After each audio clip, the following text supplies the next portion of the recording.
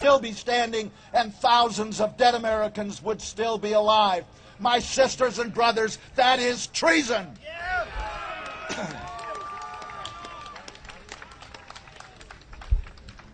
As a combat veteran, I will not stand idly by and watch our security destroyed by a president who went AWOL rather than serve in Vietnam. As one who's devoted his life to the security of this country, I will not stand by and watch an appointed president send our sons and daughters around the world to kill Arabs for the oil companies. Patriotism demands that I speak out and call it by its name. It is treason. I joined the Air Force a long time ago to protect our borders and our people, not the financial interests of Folgers, Chiquita Banana, Exxon, and Halliburton. We've had enough corporate wars. No more Iraqs, no more Kosovos, no more El Salvadors, no more Colombias. These are not isolated incidents of stupidity. They're part of a long, bloody history of foreign policy being conducted for the financial interests of the wealthy few. It is a new form of colonialism, all the benefits and none of the responsibilities.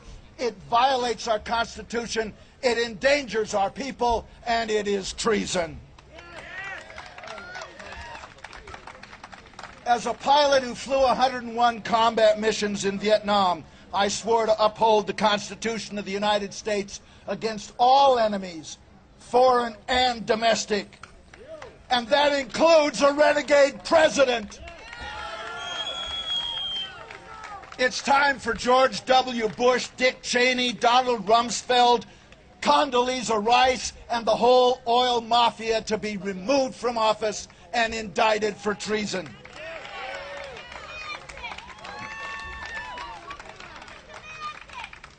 We owe it to the men and women serving in Iraq to end the occupation, restore our credibility and honor, and bring them home. And it could be done. If we had a president who would go to the UN and say, we made a horrible mistake, it was wrong, and we make you 3 commitments. 1, we give up all rights to Iraqi oil. 2, we give up all rights to the rebuilding contracts. If Halliburton wants a contract from you, they have to bid on it like everybody else. And they have to hire Iraqis to do the work for a change. Number 3, we give up all rights to those 14 permanent military bases we're building in Iraq at this time. Now, the people in the White House are not going to make those commitments, so they have to go, and all the puppeteers with them. You know, we are the people and we are sovereign.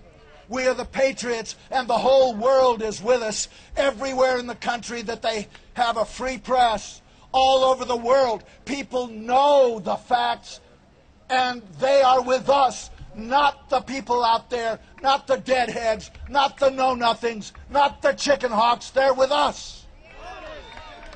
Don't let anybody intimidate you into silence. It's time for all of us to speak truth to power.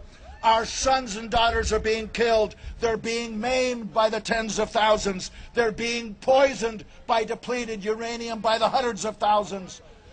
Their children are being born with birth defects, horrible birth defects at an alarming rate. We're being lied to about all of that as well. Our sons and daughters in uniform are being dehumanized, emotionally damaged, psychologically destroyed. They're being made not just to kill, but to hate. Those who return are prone to domestic violence, divorce, and suicide. The lies, the killing, and the destruction of our young sons and daughters must not continue. We must end it. Patriotism demands that we speak truth to power and that we support what's left of our troops by bringing them home now. Together we can do it.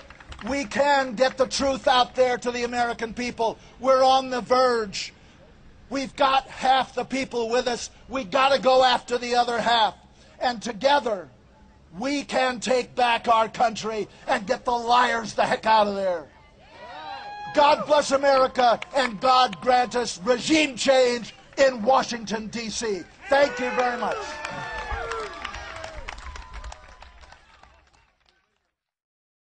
Get up, stand up for